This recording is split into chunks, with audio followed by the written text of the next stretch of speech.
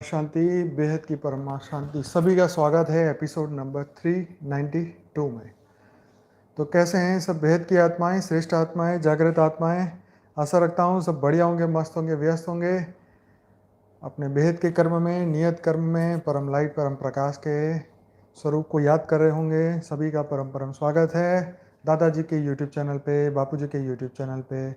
सभी का बेहद का परम परम स्वागत है।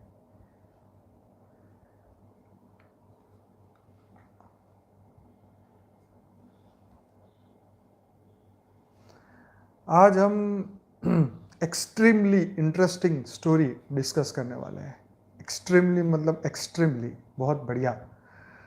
कर्म की गुह्य गति कितनी न्यारी है, इसके ऊपर बात करेंगे। राजा बलि के पूर्व जन्म की रोचक कहानी, उनकी past good karma, karmic account towards God, और God gives infinite return, great story from Purana. तो एक्सट्रीमली इंटरेस्टिंग स्टोरी है। कर्म की गुह्य गति न्यारी, राजा बलि के पूर्व जन्म की रोचक कहानी। तो आपने सुनी हो ना सुनी हो, इसके साथ साथ हमारे व्यूज़ भी मिलेंगे बेहद के ज्ञान से। देखिए हम जब भी कोई स्टोरी या कुछ भी डिस्कस करते हैं तो साथ में ज्ञान का पॉइंट भी डिस्कस करते हैं, क्योंकि ज्ञान सिर्फ स्टोरी नहीं है। कल जैसे हमने बहुत बढ़िया 3 स्टोरी चर्चा की थी। जिन्होंने नहीं देखी कल की वीडियो वो जरूर देखे। एक तो वो गरुड़ जी वाली, गरुड़ जी किसी चिड़िया को बचाने गए और अनजाने में ही उनको मृत्यु में उनको हेल्प की। हाँ जी, कितनी अच्छी बात थी। और वो आत्मज्ञान वाली घोड़े पे बैठते टाइम वो परसों की थी। तो ऐसी कल का वीडियो जरूर देखिए, बहुत अच्छी डिस्कशन थी। तो सभी बेहद की आत्माएं ध्यान से सुनिए, अच्छी तरह ध्यान लगा के सुनना चाहिए, समझना चाहिए, और हो सके तो याद रखने की कोशिश भी करिए। यस, ये हमें इंस्पिरेशन देती है, ये स्टोरीज हमें इंस्पिरेशन देती हैं कि पूर्व समय में कर्म का फल कैसे, कब, कहाँ, कैसे मिलता था, और इस वक्त धरती लोक पे कर्म का फल कब, कहाँ, कैसे मिल रहा है, और उस वक्त में क्या परिवर्तन था, इस वक्त में क्या परिवर्तन है, आत्माओं की स्थिति में क्या परिवर्तन है, उस समय के मनुष्य की सोच कैसी थी, आज की सोच कैसी है। तो बहुत कुछ सीखने को मिलता है। चलिए शुरू करते हैं। जब हम प्रकृति की ओर दृष्टि डालते हैं तो देखते हैं कि सूर्य समय पर उगता है, समय पर छिपता है, ग्रह नक्षत्र सब अपनी गति से घूम रहे हैं, पृथ्वी अपनी गति से घूम रही है। रात दिन के क्रम में कभी व्यतिक्रम नहीं होता। यह सब देखते हैं तो ये सब जब हम देखते हैं तो यह निष्कर्ष निकलता है कि सृष्टिकर्ता सिद्धांतों और नीति नियमों के सहारे की सृष्टि संचालन करता है। मनुष्य के कर्म फल का भंडार अक्षय है, उसे भोगने के लिए ही जीव 84 लाख योनियों में शरीर धारण करता आ रहा है। समस्त जीवों को अपने द्वारा किए गए शुभ और अशुभ कर्मों का फल निश्चित रूप से भोगना ही पड़ता है। आज जो इंद्र है वह अपने पहले के जन्मों में कभी कीड़ा हो सकता है, तथा पहले का कीट आज अपने सत्कर्म से इंद्र बन सकता है। कर्म की गति जानने में देवता भी समर्थ नहीं है, मानव की तो बात ही क्या है। इसीलिए कहा गया है कर्मों की गति बड़ी गहन और न्यारी होती है। तो कल हमने जो स्टोरी बात की थी कि एक चिड़िया जिसकी मृत्यु 2000 किलोमीटर मतलब बहुत दूर जाके उसकी मृत्यु तय थी, तो गरुड़ जी ने उसको मृत्यु से बचाने के लिए उन्होंने उसको दूर जाके रखा और वहीं जाके उसकी मृत्यु हुई। तो चाहते या नहीं चाहते हुए, मतलब किसी के कर्म की क्या गति होगी, किसी जीव की क्या गति होगी, ना वो गरुड़ जी जान सकते हैं, ना वो देवता जान सकते हैं, कोई भी एस्ट्रोलॉजर नहीं जान सकता है। ये बहुत इंपॉर्टेंट बात हमने कल समझी थी। तो कर्म फल के विलक्षण प्रभाव को दिखलाता राजा बलि का जीवन। तो राजा बलि के बारे में तो सब जानते ही है। तो आज उनकी कहानी को, पास्ट लाइफ की कहानी को हम डिस्कस करते हैं कि पौराणिक मान्यता के अनुसार राजा बलि पूर्व जन्म में जुआरी थे। ठीक है जी। एक दिन उसे जुए में कहीं से कुछ पैसे मिले। उन पैसों से उन्होंने अपनी प्रियतमा वेश्या के लिए एक सुंदर माला, इत्र व चंदन खरीदा और कामातुर होकर उससे मिलने के लिए जल्दी जल्दी चला जा रहा था। तभी एक पत्थर से ठोकर खाकर वह मूर्छित हो गया। कुछ देर में जब होश आया तो उसने अनुभव किया कि मेरी मृत्यु अब निकट है। पूर्व जन्म के किसी पुण्य से उसके मन में सद्बुद्धि उत्पन्न हुई और वैराग आया। तो ये मृत्यु के समय की बात। जुआरी ने कभी किसी महात्मा से सुना था कि कोई भी वस्तु शिवार्पण कर देने से बहुत पुण्य होता है। उसने सोचा, माला, इत्र, चंदन को प्रियतमा तक पहुंचा नहीं सकता, शिवार्पण कर देने से कुछ अच्छा होता होगा तो हो जाएगा, अन्यथा मर तो रहा ही हूं। और माला, इत्र, चंदन भी जमीन पर गिरकर बेकार जा रहे हैं। यही सोचकर जुआरी ने माला, इत्र, चंदन भगवान शिव को शिवार्पण कर दिया। जुआरी की मृत्यु होने पर यमराज के दूत उसे पकड़कर ले गए। यमराज ने चित्रगुप्त से कहा, इसका वही खाता, कर्मों का लेखा जोखा देखिए। चित्रगुप्त ने, यह तो जन्म जन्मांतर का पापी है।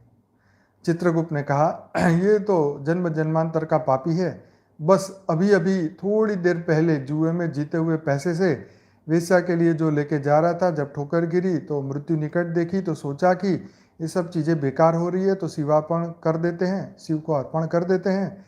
यह कोई भगवान को माला अर्पण करने वाला तो था नहीं, ना ही भगवान के लिए माला खरीदी थी, बस यही इसका पुण्य है। यमराज ने कहा, यह तो इसका पुण्य ही माना जाएगा। यमराज ने जुआरी से पूछा, पहले तुम पुण्य का फल भोगोगे या पाप का? देखो, ये बहुत इंटरेस्टिंग स्टोरी है, आपके सोचने से ये नहीं ट्विस्ट होने वाला नहीं है। इसको ज़रा ध्यान से सुनना। इसको मैं पहले बताता तो अभी सुनो आगे।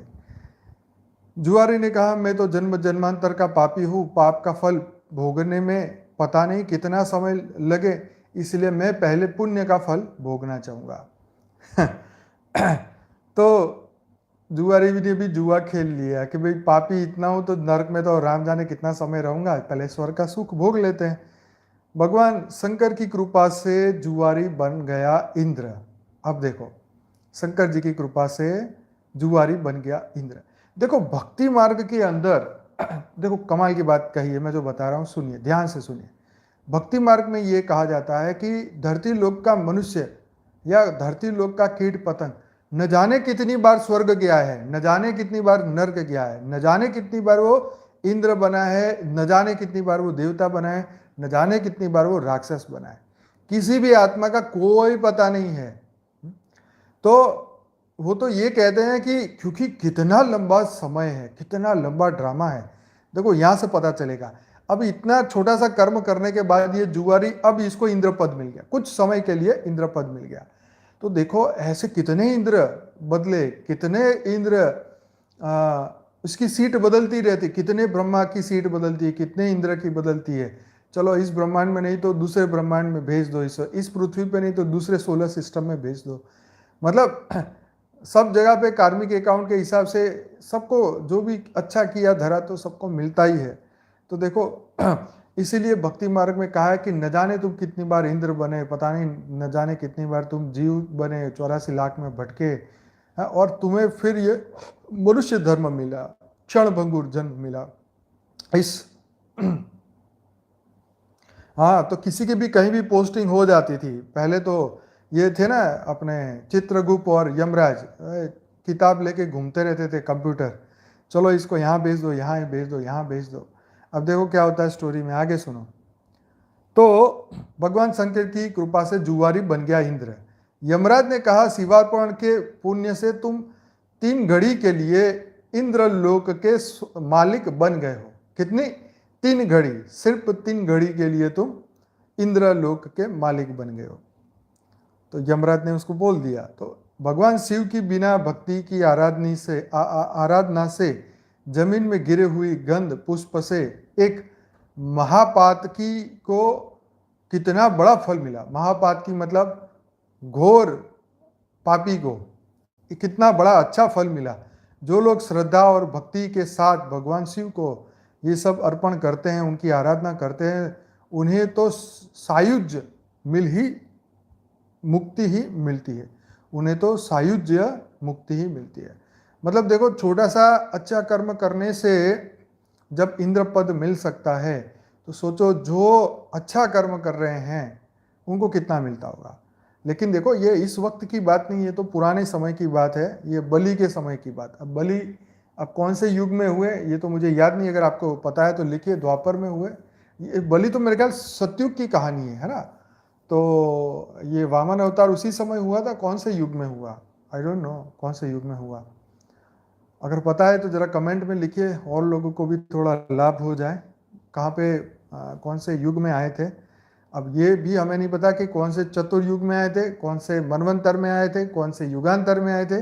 ये सब तो बस टॉप सीक्रेट है। ठीक है, तो चलिए आगे बढ़ते हैं। सतयुग के एंड में आए थे, द्वापर में। मुझे लगता है सतयुग के एंड में ही आए होंगे।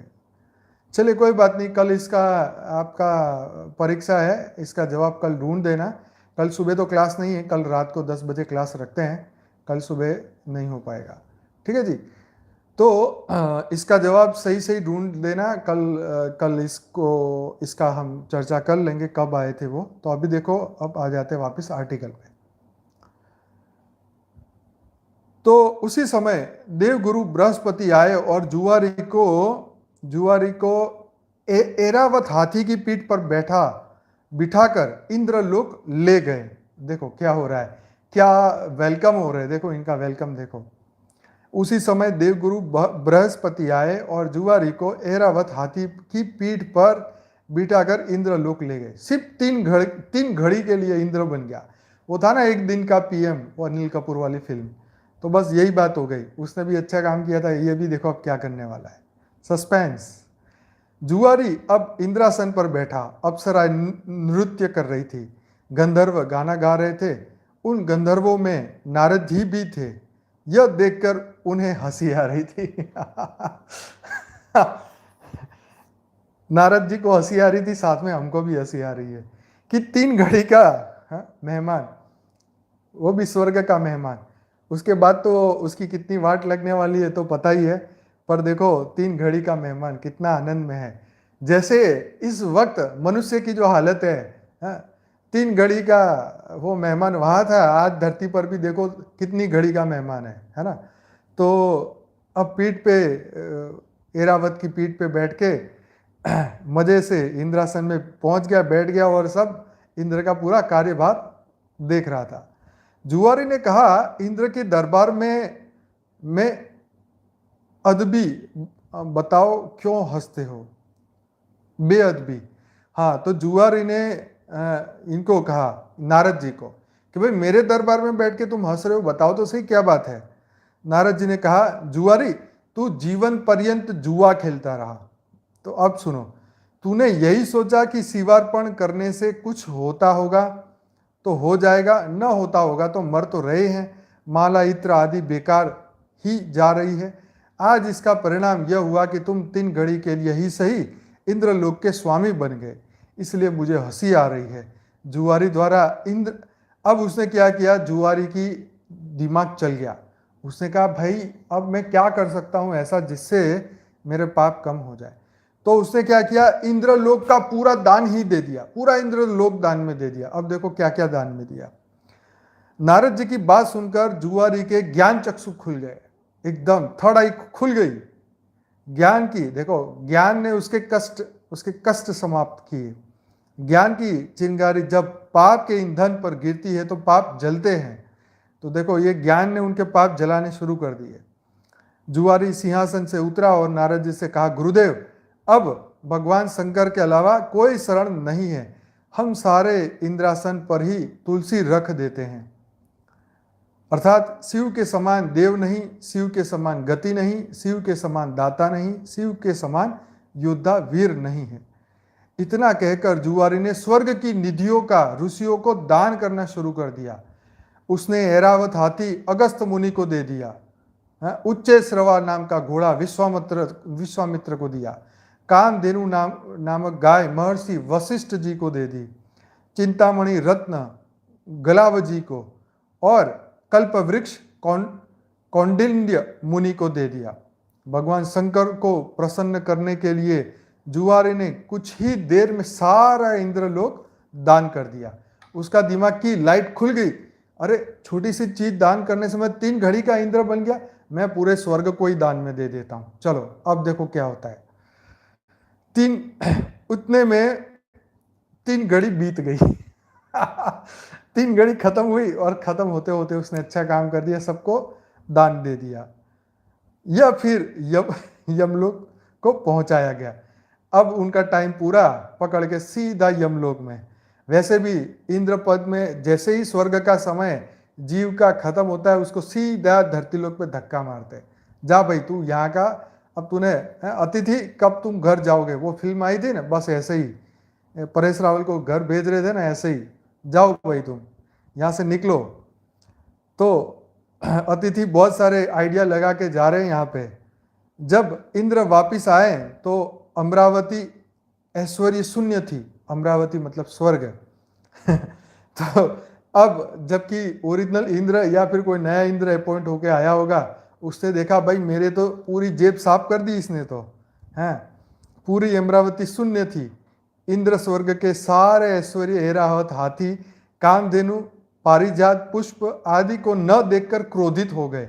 भाई को गुस्सा आ गया, है जी, और पूछने लगे ये सब कहाँ चले गए। तब देवगुरु इंद्र बोले सब कुछ जुआरी ने दान में दे डाला।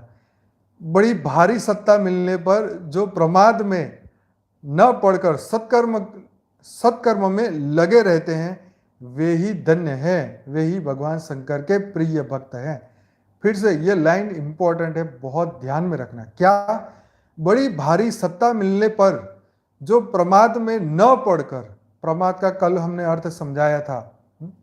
प्रमाद मतलब बेपरवाह ना बनना, केयरलेस ना बनना, और क्या बोलते हैं, उन्माद की स्थिति, है ना, मतलब एकदम पागल होके, ओवर कॉन्फिडेंस होके, एकदम मैं ही सब कुछ हूँ, ऐसे अहंकार, ये सब चीज में ना पड़ते हुए उन्होंने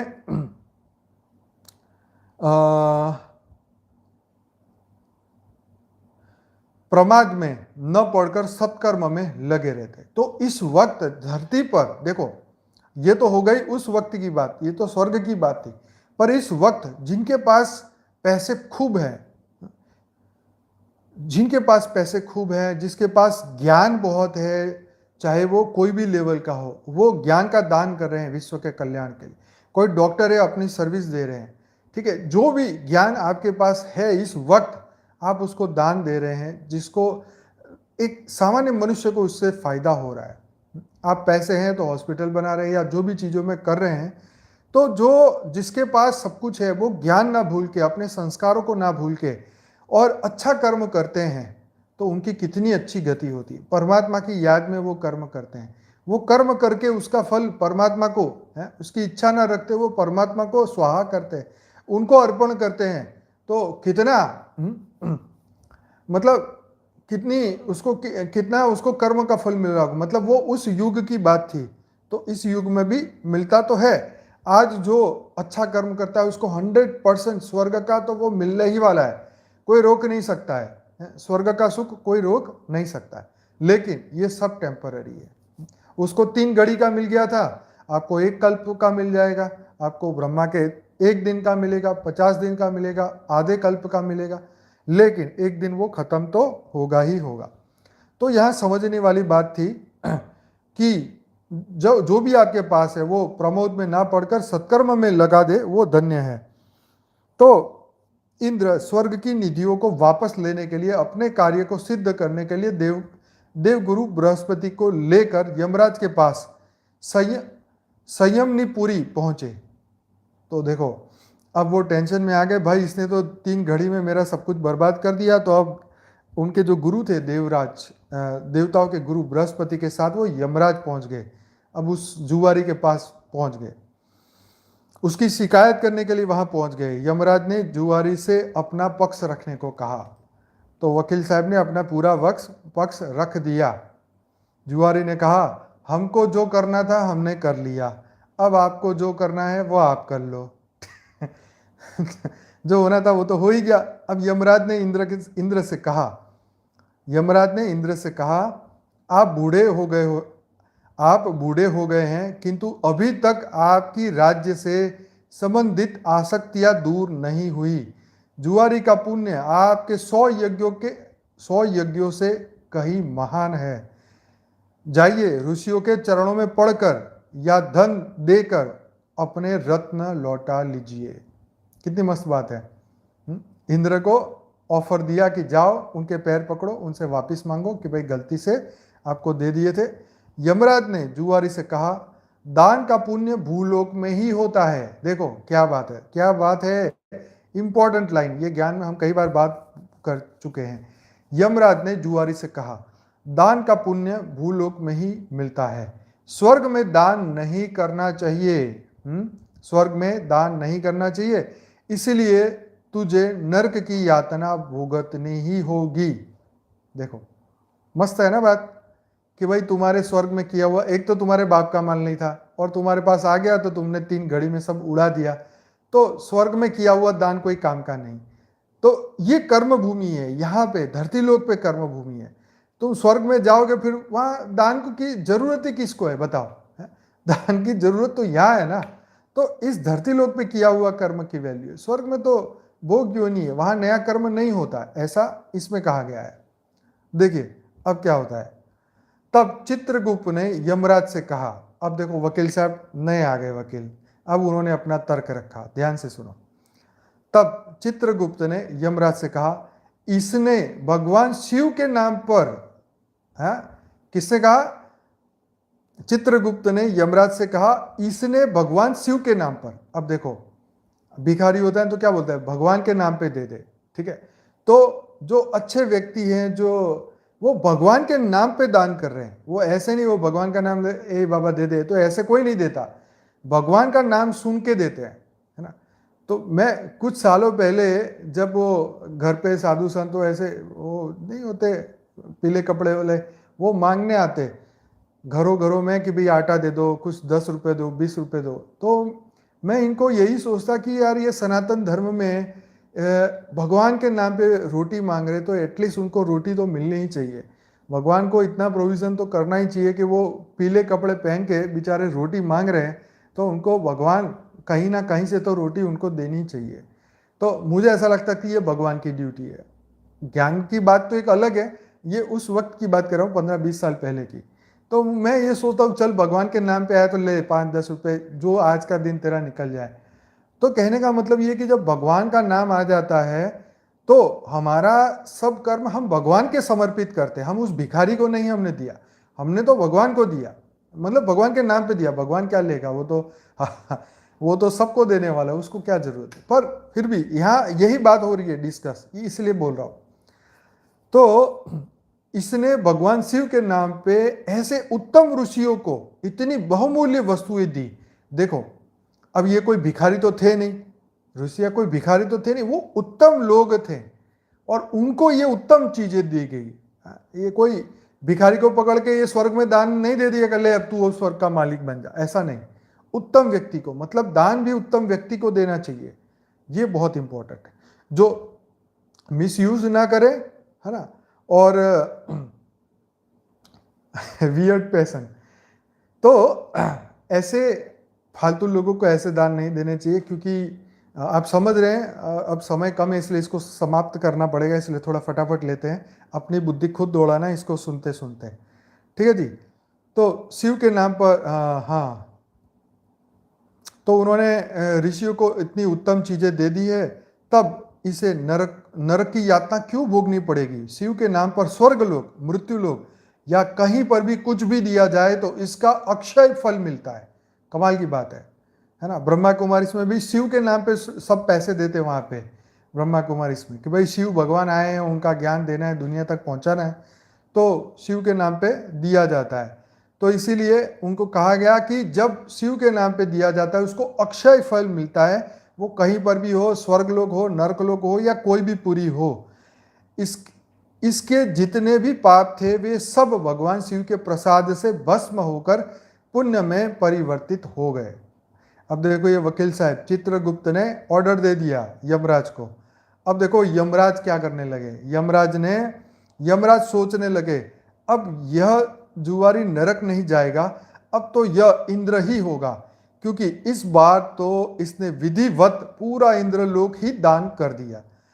तो जजमेंट आ गया यमराज जी का कि चलो इसको फिर इंद्र ही बना देते हैं। ठीक है, तो ये क्या नाम है, चित्रगुप्त वकील साहब सीनियर एडवोकेट, हाँ जी, हाई कोर्ट नहीं सुप्रीम कोर्ट के एडवोकेट ने बहुत बढ़िया दलील करी और जज साहब यमराज मान गए और ऑर्डर दे दिया, इंद्र बना दिया गया। उसी पुण्य के प्रभाव से वही जुआरी अगले जन्म में महान भक्त प्रहलाद का पौत्र राजा बलि बना। वाह वाह, देखो उसी पुण्य के प्रभाव से वही जुआरी अगले जन्म में महान भक्त प्रहलाद का पौत्र राजा बलि बना। यहाँ पर भी वह पूर्व जन्मों के शिव पूजन के पुण्य से इतना त्यागी हुआ कि गुरु शुक्राचार्य के मना करने पर भी उसने भगवान वामन को अपना सर्वस्व समर्पित कर दिया। देखो गजब की बात, गजब की बात। जो संस्कार उसने स्वर्ग में, जो व्यक्ति स्वर्ग को दान में दे सकता है, उसका कितना गहरा संस्कार पड़ा। और धरती लोक पे शुक्राचार्य ने मना किया कि ये वामन विष्णु भगवान आए हैं, मत देना, फिर भी उसने अपने संस्कार को पकड़ा। उसने कहा भाई स्वर्ग भी दे दिया तो पृथ्वी देने में क्या जाता है। उसने पृथ्वी दे दी, तीनों लोग दे दिए। देखो अब क्या हुआ। तो शुक्राचार्य के मना करने पर भी उसने भगवान वामन को अपना सर्वस्व समर्पित कर दिया। वामन भगवान राजा बलि से बोले हम तुम्हें क्या दे। अब देखो वामन भगवान राजा बलि से बोले हम तुम्हें क्या दे। बलि ने कहा भगवान हमारी जिधर भी दृष्टि जाए उधर हम आप ही के दर्शन करें। राजा बलि की बैठक के 52 दरवाजे थे। भगवान ने सोचा न जाने किस दरवाजे पर बलि की दृष्टि चली जाए। यही सोचकर 52 दरवाजों पर शंख चक्र गदा पद्म धारण किए हुए ब्रह्मांड के स्वामी पहरेदार के रूप में विराजमान हो गए। कोई भी याचक राजा बलि के द्वार पर कुछ मांगने जाता है तो उनके द्वार पर विराजमान भगवान विष्णु स्वयं उन्हें मुंह मांगी वस्तुएं देते हैं। इसलिए प्रहलाद जी ने भगवान की स्तुति करते हुए कहा इंद्र कुबेर आदि देवताओं के द्वारपाल तो आप कभी नहीं बने, परंतु आप हम असुरों के द्वारपाल बन रहे हैं। इससे लगता है कि आप हम असुरों के पक्षपाती हैं। इस प्रसंग से गीता में भगवान का यह कथन सत्य सिद्ध हो जाता है कि पत्र पुष्प फल जल जो कुछ भी भगवान के लिए अर्पित किया जाता है वह अनंत गुना होकर वापस आता है ना। तो आज की स्टोरी यहीं समाप्त होती है, सही समय पे हमने पूरी करी। तो देखिए उस वक्त में सतयुग में भी मतलब एक आइडिया, एक नारद जी का एक छोटी सी लाइन का ज्ञान, उनकी एक छोटी सी हंसी ने उसकी आंखें खोल दी और स्वर्ग भी दान में दे दिया। और स्वर्ग के बदले में वो भी भगवान के नाम पे, ऐसे नहीं जहाँ मैं तुझे दे रहा हूँ, भगवान के नाम पे। जब हम ये सोचते हैं कि देने वाला तो ऊपर वाला है, बेहद का ही परमपिता है, हमें जो कुछ भी दिया है बेहद के परमपिता ने दिया है और हम उसी के कार्य में कर रहे हैं, उसी के कार्य में यूज कर रहे हैं। तो आप समझ लो कि जब उनका इतना कुछ हो सकता है तो हमारी आत्मा का कितना भाग्य बन सकता है। कितनी बड़ी बात है, कितनी गहरी सोच है ना। तो करण करावन हार वही है, ऊपर वाला जो कुछ हमारे से करवाता है वही कराता है। अगर हमारे मन में अगर कोई संकल्प भी आता है सेवा का तो उसी ने दिया है, तो हमें उसे पूर्ण करना चाहिए। तो ये बातें हमें जागृत करती है, हमारे अज्ञान के पर्दे को हटाती है, हमें एक सही रास्ता दिखाती है। हमें जब पता है कि उस आत्मा का ऐसा ऐसा हुआ तो उस वक्त भी कर्म का थियरी काम कर रहा है, तो इस वक्त भी थियरी ऑफ कर्म काम करता है। तो इसीलिए जब भी संकल्प हमने वो परसों पता नहीं 4 दिन पहले जो चर्चा की कि जब भी अच्छा संकल्प हम करें, सत्य संकल्प, उसको तुरंत ही पूरा करें, उसके लिए वेट ना करें, है ना, क्योंकि कल करेंगे तो कल काल खा जाए तो किसको पता है ये शरीर कल हो ना हो। तो अच्छे कर्म के लिए देरी नहीं करनी चाहिए। आपको प्रेरणा मिली है तो 100% कुछ स्पेशल कार्य के लिए मिली है, तो उस प्रेरणा को जाने ना दिया जाए। तो चलिए, बहुत बहुत धन्यवाद, बहुत आप लोगों का साथ है, आप इतनी अपना समय और शक्ति लगाते हैं हमारे साथ मिलके, अच्छे योग के वाइब्रेशन हम कर रहे हैं। तो हम ये जो हम योग का दान कर रहे हैं, संकल्पों का दान कर रहे हैं, अपना समय का दान कर रहे हैं विश्व कल्याण के लिए। देखिए, विश्व कल्याण के लिए, ठीक है ना, क्योंकि परमात्मा ने हमको भेजा है, हम सबको भेजा है, मुझे नहीं, हम सबको भेजा है, और हम सब मिलकर विश्व कल्याण कर रहे हैं। तो देखिए कितना हमारा कितना बड़ा भाग्य है कि हम लोग धरती पे आए, हमें ये ज्ञान मिला, ज्ञान से हमारी सोच बदली। अब हमें उस ज्ञान ने हमारे सभी कष्टों को खत्म कर दिया, और उस कष्ट जैसे हमारे खत्म होने लगे, हमारा ज्ञान जागृत हो गया, हमारा अज्ञान खत्म हो गया, और हम विश्व कल्याण के लिए चल पड़े। हमारी सोच विश्व कल्याण के लिए चल पड़ी, हमारे विचार विश्व कल्याण के लिए चल पड़े। तो कितनी हमारा भाग्य है। इस भाग्य में अपनी ब्लेसिंग्स पे कभी फोकस किया है, अपने आशीर्वाद पे कभी फोकस किया है? हम भूल जाते हैं। यही सबसे बड़ा ज्ञान है कि हमें जो आशीर्वाद मिला है, जो हमें प्रेरणाएं मिली है, जो हमें इंस्पिरेशन मिला है, ये ऊपर वाले ने ही हमें दिया है। और इसको कभी ना भूले कि हम बेहद की परम परम परम महान आत्मा है, दिव्य आत्मा है, जागृत आत्मा है। हम 84 लाख योनि के जीव नहीं है। हम कुछ पल के लिए इंद्रलोक हमें मिलने वाला नहीं है, और ना हम चाहिए। हमारे तो ज्ञान ने हमारी दिव्य दृष्टि खोल दी, तीसरा नेत्र खोल दिया। आत्म साक्षात्कार, आत्म ज्ञान, ब्रह्म ज्ञान एक ही समय में, एक ही जन्म में, कुछ ही सालों में, कुछ ही दिनों में ये ज्ञान सुन के हम तो बेहद के बन गए।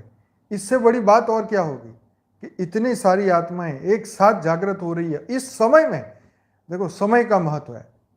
आज देखिए, ये जो समय चल रहा है, अभी हमारी जो एडवर्टाइज चल रही है वीडियो में, जो समय के ऊपर मैंने पिछले संडे जब हमने योग कराया सुबह 6 से 7, उसके बाद तुरंत ही मुझे एक मन में विचार आया, और मैंने 8 मिनट का वीडियो बनाया कि समय की पहचान, क्या अभी भी अनंत जन्म चाहिए। वो 8 मिनट का वीडियो जब एडवर्टाइजिंग में रखा, इतना अच्छा चला कि कम से कम 3,500 लोगों ने लाइक कर दिया, और ज़्यादा से ज़्यादा उसको लोग शेयर कर रहे हैं। और उसी के कारण जो है अब लाइव में ज़्यादा लोग आ रहे हैं, क्योंकि उसमें वीडियो में मैंने बताया कि हम सब रात को मिलके लाइव मेडिटेशन कर रहे हैं।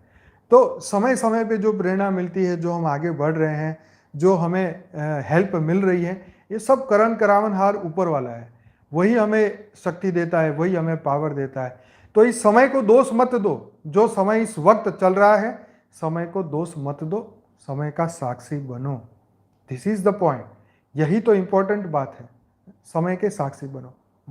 उस वक्त भी समय साक्षी, उस समय भी कितने लोग साक्षी होंगे जब इंद्रासन पूरा दान में दिया जा रहा था, कितने लोग साक्षी होंगे। तो उस वक्त भी तुम साक्षी थे, आज भी तुम साक्षी बनो, आने वाले समय में भी साक्षी बनना है। तो जिसका जो भी अगर बुरी गति भी हो रही है, तो हमें उनके लिए संकल्प करना है कि उनका मृत्यु भी कल्याणकारी हो। जैसे कृष्ण ने गीता में कहा कि हे अर्जुन, अगर इस युद्ध में तेरी मृत्यु भी हुई तो वो कल्याणकारी होगी, है ना। तो उनको ये भी बोल दिया कि हो सकता है तेरी मृत्यु भी हो, हालांकि वो उनके साथ थे। तो कहने का मतलब ये कि इस ज्ञान मार्ग में चलने वाले अगर शरीर भी छोड़ते हैं तो उनकी मृत्यु भी कल्याणकारी ही होगी। समझ गए। तो कोई ये पहली बार मृत्यु नहीं है ना। अगर आम इंसान है तो उनकी अनंत बार जीवन मिला है, अनंत बार मृत्यु हुई है। अगर वो ज्ञानी नहीं है तो फिर क्या क्या क्या वैल्यू है बताओ। कीड़े मकोड़े कितनी बार उनका जीवन है, कितनी बार मृत्यु हो रही है, कोई शोक कर रहा है उनके लिए? नहीं ना। और ज्ञानी का तो शोक होना ही नहीं चाहिए अगर वो शरीर छोड़ रहे हैं तो अच्छा है, बल्कि वो ऊपर के लोक में जाके अब परम शांति को प्राप्त करें।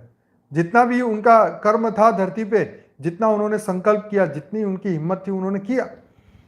तो इस वक्त समय के साक्षी बनिए, हिम्मत बनाइए, शरीर को बचाइए। जरूर शरीर हमारा बहुत इंपॉर्टेंट है, जितना हो सके अपना केयर करिए।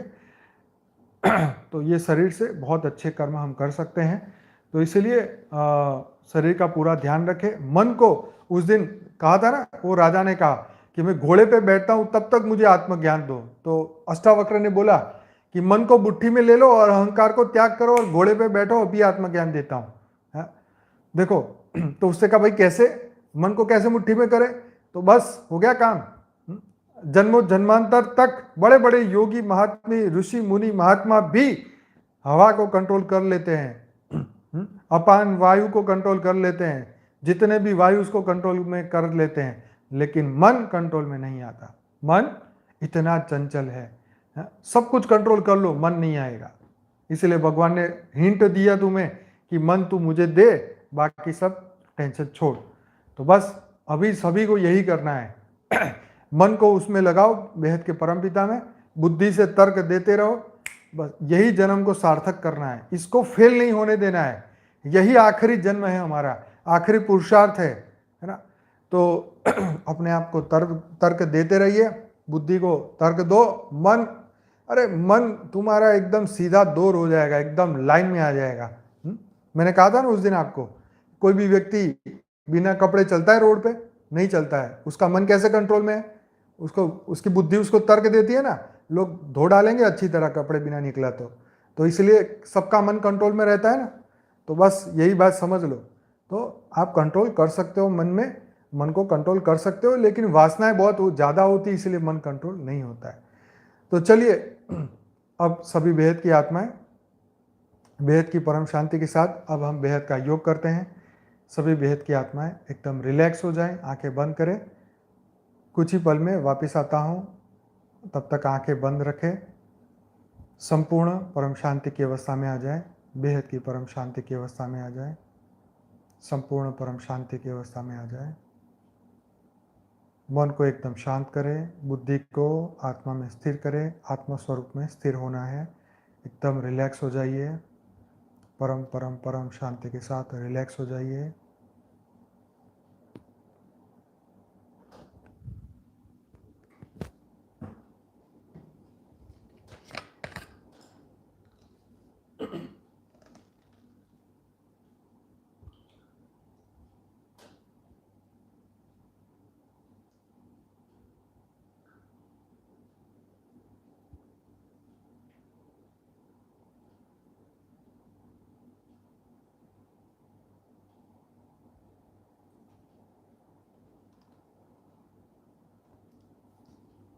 देखिए, शास्त्रों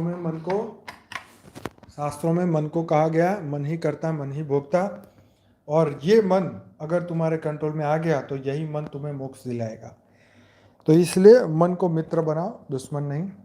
अगर ये दुश्मन बन गया तो पूरी दुनिया भी तुम्हारे दुश्मन होंगे, पर मन सबसे बड़ा दुश्मन होगा।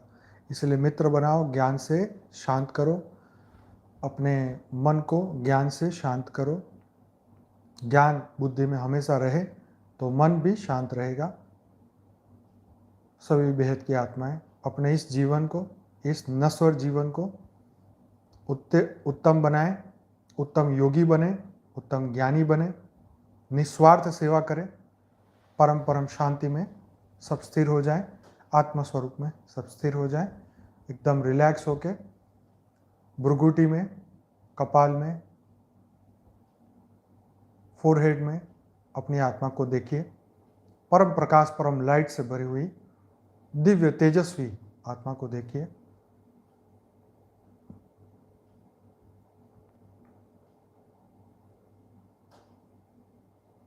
प्योर वाइट लाइट, परम तेजस्वी लाइट, बेहद की परम परम लाइट, बेहद का परम प्रकाश, बेहद की परम लाइट हमारे अंदर आ रही है, हमारे अंदर जागृत हो रही है।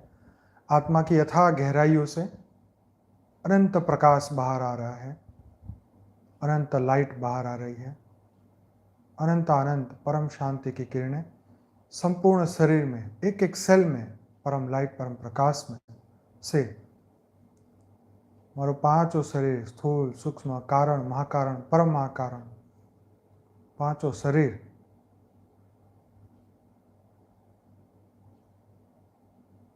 चार्ज होते जा रहे हैं, परम पावरफुल होते जा रहे हैं। परम परम परम परम महाशांति हो रही है। परम परम परम परम महाशांति हो रही है। परम परम परम परम महाशांति हो रही है। बेहद के बेहद की परम परम परम महाशांति है, महाशांति है, महाशांति है।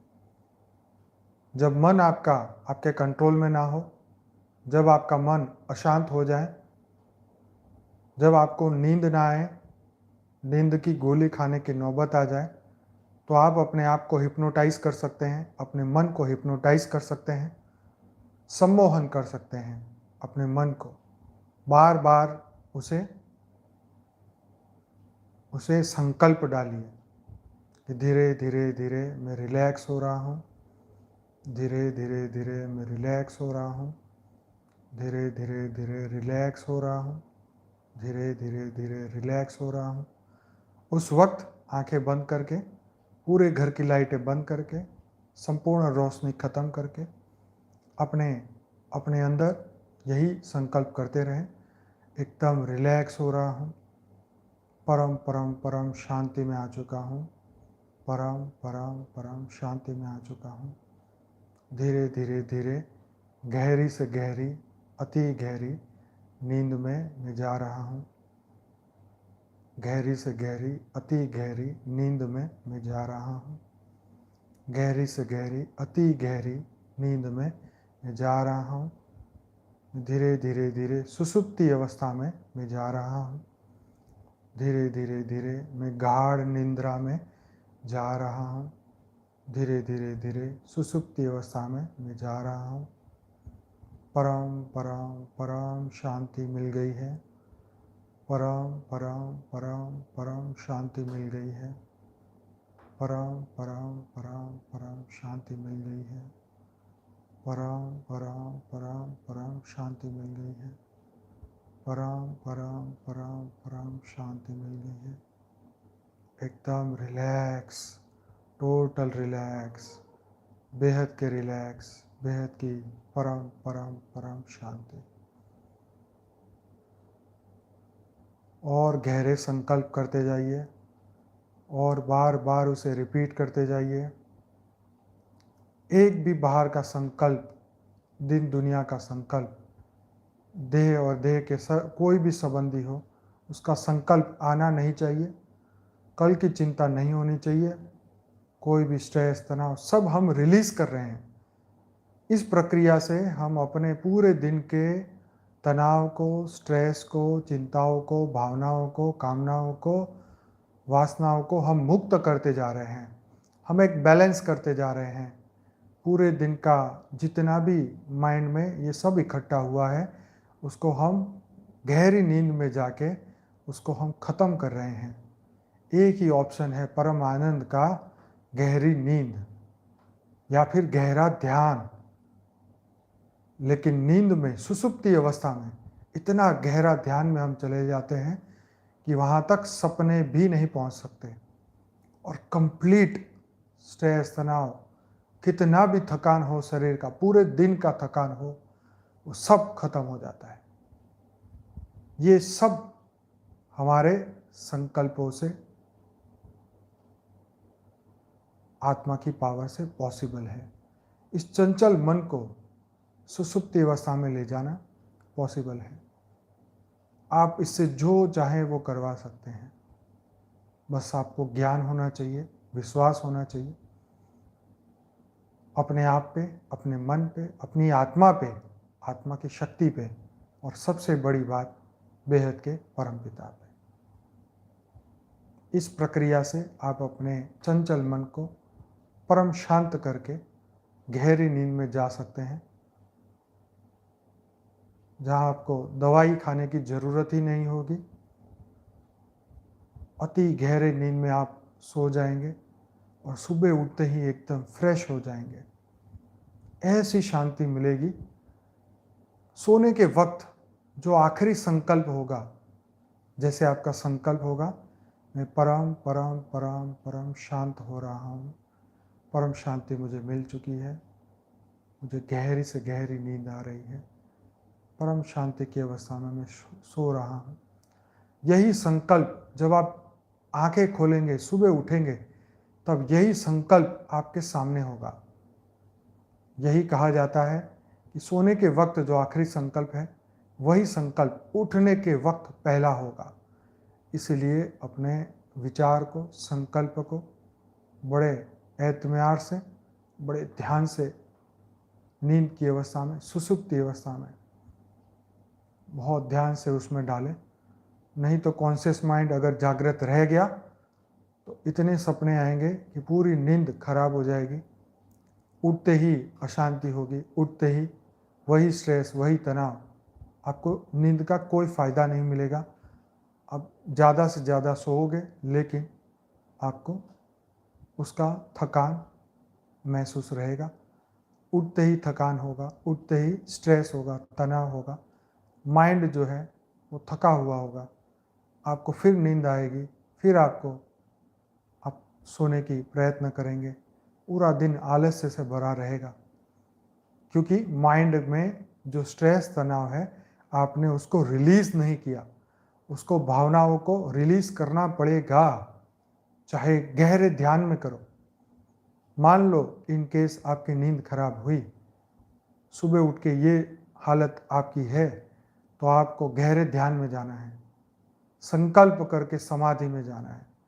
फिर वही सुसुप्ति अवस्था जो गहरी नींद में आने वाली थी, वही अवस्था अपने ध्यान में ले आओ। अपने संपूर्ण मन को मुट्ठी में बांध दो और फिर परम शांति की अवस्था में चले जाओ।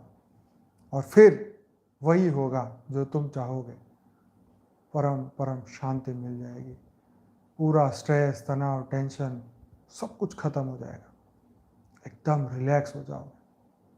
जैसे ही हमारा डेली मेडिटेशन का 1 घंटे का हमारा ये प्रोग्राम ख़त्म होता है, 11 बजे इतनी गहरी नींद आती है कि बस तुरंत ही सो जाएं और सुबह 5 बजे, 6 बजे फ्रेश उठते हैं।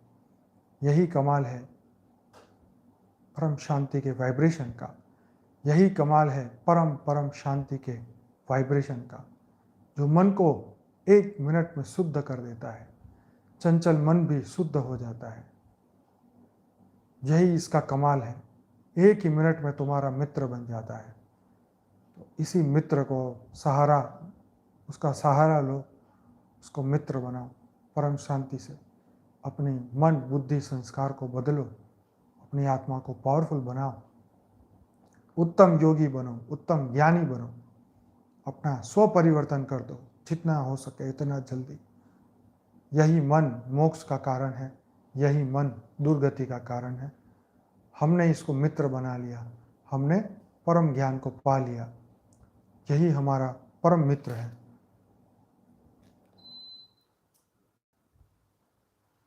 सभी बेहद की आत्माएं अपने मन के ऊपर फोकस करिए। परम परम परम शांति की अवस्था में आ जाइए। परम शांति का मंत्र बेहद की परम परम परम महाशांति है, महाशांति है, महाशांति है।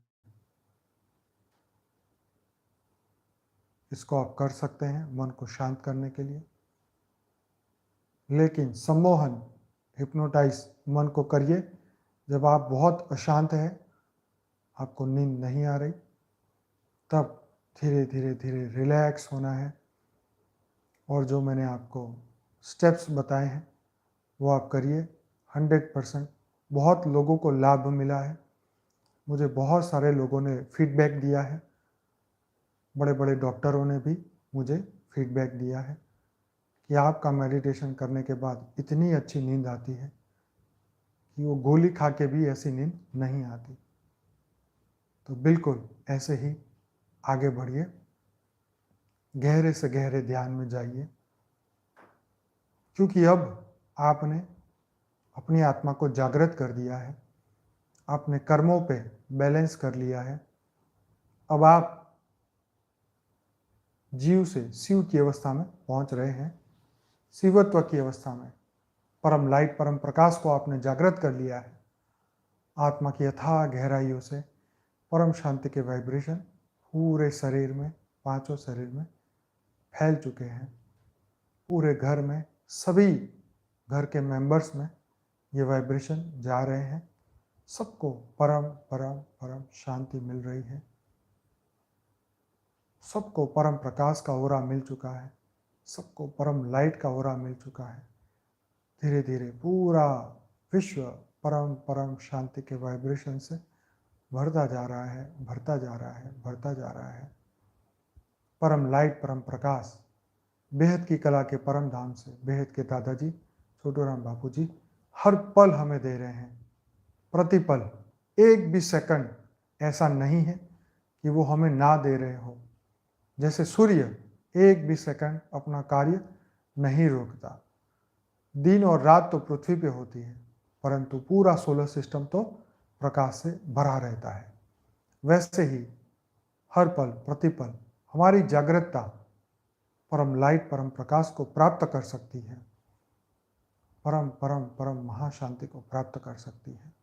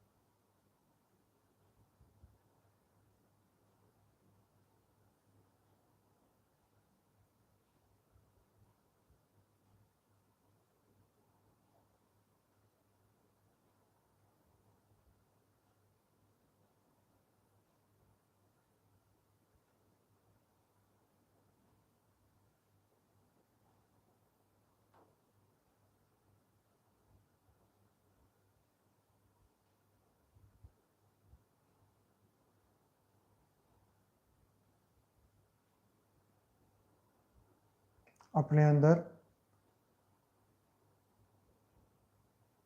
परम परम परम शांति मिल रही है। परम परम परम शांति मिल रही है। परम परम परम शांति मिल रही है। इस संकल्प को जारी रखिए।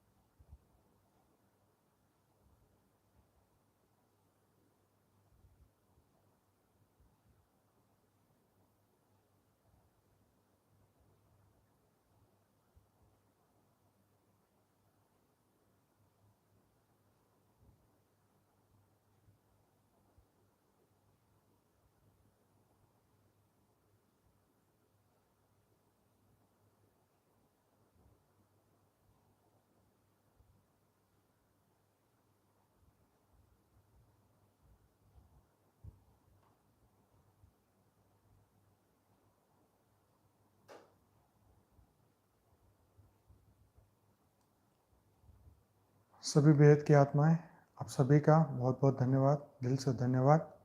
बेहद की परम महाशांति। अब हम कल संडे है, कल रात को 10 बजे मिलने वाले हैं, और जिसके पास समय है कल सुबह भी अपने अपने घर पे 4 बजे, 5 बजे, 6 बजे जरूर योग करें। इस वक्त योग का दान, संकल्पों का दान, परम शांति का दान करना बहुत आवश्यकता है। तो कल रात को दोबारा मिलते हैं, रात को 10 बजे। बेहद की परम महाशांति, बेहद की परम महाशांति। और हाँ, इस वीडियो को लाइक करें, शेयर करें, ज़्यादा से ज़्यादा लोगों तक पहुंचाइए, ये आपकी जवाबदारी है। Bye bye, good night, take care.